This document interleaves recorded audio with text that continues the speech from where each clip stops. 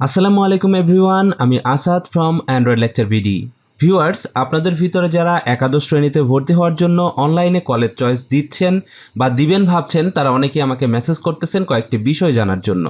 প্রথমত হলো, আমি কলেজে ভর্তি হওয়ার জন্য আবেদন করেছি, কিন্তু আমি যে কলেজগুলো দিয়েছি সেগুলোর ভিতরে কিছু পরিবর্তন করতে চাই, প্রায়োরিটি পরিবর্তন করতে চাই বা কলেজ পরিবর্তন করতে চাই, সেটা আমি কিভাবে করতে পারি।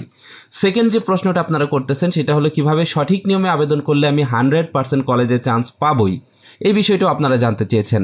আরেকটা বিষয় জানতে চেয়েছেন যে আমি মোবাইল নাম্বার ভুল দিয়েছি, মোবাইল নাম্বার কিভাবে আমি পরিবর্তন করতে পারি। সকল কিছু বিস্তারিত এই ভিডিওতে দেখিয়ে দিব। যারা এই কাজগুলো করেছেন বা এই বিষয়গুলো জানতে চান তারা এই ভিডিওটি শেষ পর্যন্ত দেখুন। আমি সময় নষ্ট করব না, শুরুতেই আমি আপনাদেরকে বলবো একটা বিষয়, সেটা হচ্ছে কিভাবে আপনি আপনার মোবাইল নাম্বার পরিবর্তন করতে পারেন। মোবাইল নাম্বার যদি আপনার ভুল দিয়ে থাকেন তাহলে আপনি এই ক্ষেত্রে মোবাইল নাম্বার পরিবর্তন এই অপশনটিতে প্রেস করবেন।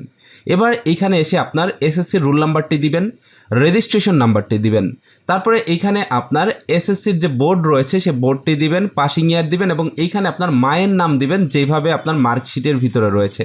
যদি আপনি অ্যাজ ইট ইজ টাইপ না করতে পারেন তাহলে আপনি ওয়েবসাইট থেকে রেজাল্ট দেখবেন, রেজাল্টের ভিতরে মার্কশিট থেকে নামটা কপি করে এখানে দিবেন। তারপরে এইখানে দেখবেন টাকা প্রদানের সময় যে কন্ট্যাক্ট নাম্বার দিয়েছিলেন তাতে সম্ভবত কোনো ডিজিটের সর্বাধিক 3 ডিজিটের ভুল থাকায় অনলাইনে আবেদন করতে পারছেন না। আপনি আপনার সঠিক কন্ট্যাক্ট নাম্বারটি নিম্নে প্রদান করুন।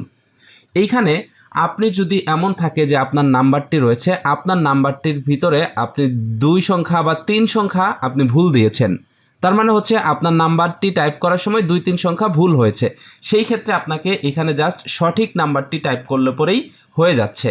তার মানে এইখানে আপনি যে নাম্বারটি ভুল দিয়েছেন সেই নাম্বারটির সঠিক ফরম্যাটটি এখানে 2বার টাইপ করে এইখানে যে কোডটি রয়েছে এই কোডটি দিয়ে সাবমিটে ক্লিক করলে আপনার নাম্বারটি পরিবর্তন হয়ে যাবে।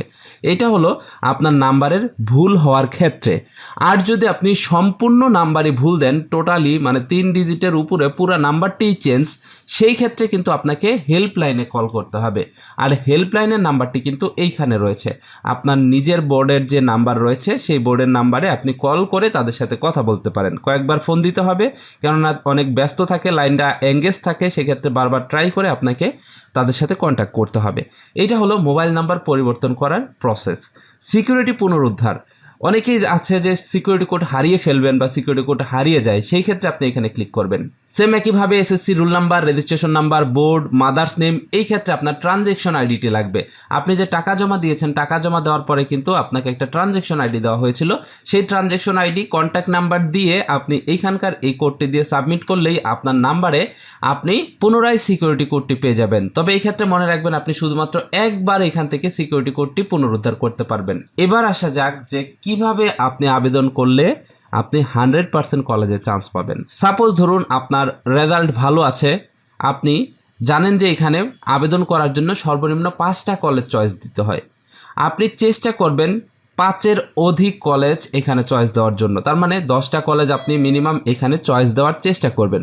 যদি 10টা ভালো ভালো কলেজ আপনি এখানে চয়েস দেন তাহলে আশা করি আপনি দ্বিতীয়বার আপনাকে আবেদন করতে হবে না, প্রথম পর্যায়ে আপনার চান্স হয়ে যাবে। সেম একইভাবে যাদের রেজাল্ট খারাপ আছে, তার মানে একটু রেজাল্ট কম, সেই ক্ষেত্রে আপনি আপনার কলেজের ক্যাটাগরি অনুযায়ী এখানে 5-এর অধিক কলেজ চয়েস দেওয়ার চেষ্টা করবেন, তাহলে আশা করি আপনি চান্স পেয়ে যাবেন। এবার চলুন দেখা যাক কিভাবে আপনি আপনার আবেদন পরিবর্তন করবেন বা প্রায়োরিটি চেঞ্জ করবেন। এর জন্য আপনি অ্যাপ্লাই নাও অপশনে প্রেস করবেন। এবার এইখানে আসলে আপনি আগের মতো দেখতে পারবেন যে এইখানে রুল নাম্বার রয়েছে, রেজিস্ট্রেশন নাম্বার রয়েছে, বোর্ড, পাসিং ইয়ার, এইখানে আপনার তথ্যগুলো দিবেন। দেওয়ার পরে এখানে এই সিকিউরিটি ক্যাপচারটি অ্যাজ ইট ইজ টাইপ করবেন। টাইপ করে নেক্সটে প্রেস করলেই আপনি দেখতে পারবেন আপনার এইখানে এরকম লেখা আসবে আপনি ইতিমধ্যে আবেদন করেছেন এবং আপনি যদি পরিবর্তন করতে চান তাহলে আপনি এখান থেকে পরিবর্তন করতে পারেন। এবং এইটা আপনি সর্বোচ্চ 10টি আলাদা কলেজ সমমানের প্রতিষ্ঠানের তথ্য হালনাগাদ বা পছন্দের যোগ করতে পারবেন। তার মানে আপনি যে আবেদনগুলো করেছিলেন সেটা এখান থেকে আপডেট করা সম্ভব। এখানে আপনার কন্ট্যাক্ট নাম্বারটি দিবেন এবং এইখানে আপনার সিকিউরিটি কোডটি দিবেন। সিকিউরিটি কোড কোথায় পাবেন?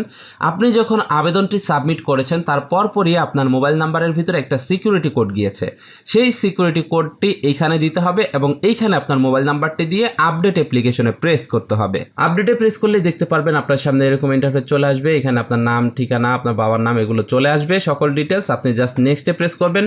নেক্সটে প্রেস করলে দেখতে পারবেন আপনি যেই কলেজ চয়েস দিয়েছিলেন সেই কলেজগুলো আপনার সামনে চলে আসছে। এবার আপনি চাইলে এখান থেকে প্রায়োরিটি নাম্বারগুলোকে চেঞ্জ করতে পারবেন। আপনি যদি চান এইখান থেকে আপনি কলেজ ডিলিট করবেন বা কলেজ অ্যাড করবেন, সকল কিছু এখানে করে আপনি জাস্ট নেক্সট অপশনে প্রেস করে আবারও আপনি এটাকে সাবমিট করে দিবেন। তাহলে আপনার কলেজের পরিবর্তন হয়ে যাবে বা প্রায়োরিটি চেঞ্জ করা হয়ে যাবে। তো ভিউয়ার্স, এইটাই ছিল আবেদন পরিবর্তন করা বা প্রায়োরিটি পরিবর্তন করা বা মোবাইল নাম্বার পরিবর্তন করার প্রসেস। আপনারা যারা সঠিকভাবে আবেদন করতে চান তারা চাইলে আমার আগের ভিডিওটি দেখতে পারেন। আমি আগের ভিডিওতে দেখিয়েছি কিভাবে সঠিকভাবে আবেদন করবেন। আর সঠিকভাবে যদি আবেদন না করেন তাহলে কিন্তু আপনি কলেজে চান্স পাবেন না। সেই ক্ষেত্রে অবশ্যই আমার আগের ভিডিওটি দেখে সঠিকভাবে কলেজে ভর্তি হওয়ার জন্য আবেদন করে নিতে পারেন। এবার আগের ভিডিওতে আমি ফি প্রদান পদ্ধতি দেখিয়েছিলাম এখান থেকে এই সোনালী ওয়েব পেমেন্ট সিস্টেমের মাধ্যমে। অনেকে এটা নিয়ে বিভ্রান্তিতে পড়ে গেছেন। আসলে আমি এইটা দিয়ে কেন আবেদন করেছি, এটা দিয়ে আবেদন করার কারণ হলো অনেক সময় দেখা যায় বিকাশ নগদ থেকে পেমেন্ট করার পরেও পেমেন্টটা আপডেট হয় না, সার্ভারের সমস্যার কারণে আপডেট হতে দেরি হয়, তাই আমি এটা ব্যবহার করেছি। আপনি কিন্তু চাইলে বিকাশের মাধ্যমে, নগদের মাধ্যমে, রকেটের মাধ্যমে পেমেন্ট করতে পারেন। আপনি জাস্ট এইখান থেকে এই যে ফি প্রদান পদ্ধতিতে এসে বিকাশ পেমেন্ট সিস্টেমে যদি ক্লিক করেন তাহলে এখানে সুন্দরভাবে ছবি দিয়ে দেখা আছে কিভাবে আপনি টাকা জমা দিবেন। সেম একইভাবে রকেটের ক্ষেত্রেও দেওয়া আছে, নগদের ক্ষেত্রেও দেওয়া আছে। আপনি এগুলো দেখে দেখে যে কোনো মাধ্যমে, জাস্ট যে কোনো মাধ্যমে আপনি টাকা জমা দিলেই হলো এখানে।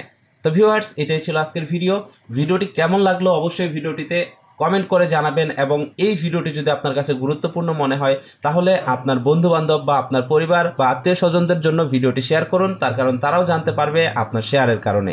আর আপনারা শেয়ার কমেন্ট করলে আমরা পরবর্তী ভিডিও বানানোর অনুপ্রেরণা পাই। ভালো থাকুন, সুস্থ থাকুন, দেখা হচ্ছে পরবর্তী ভিডিওতে। আল্লাহ হাফেজ।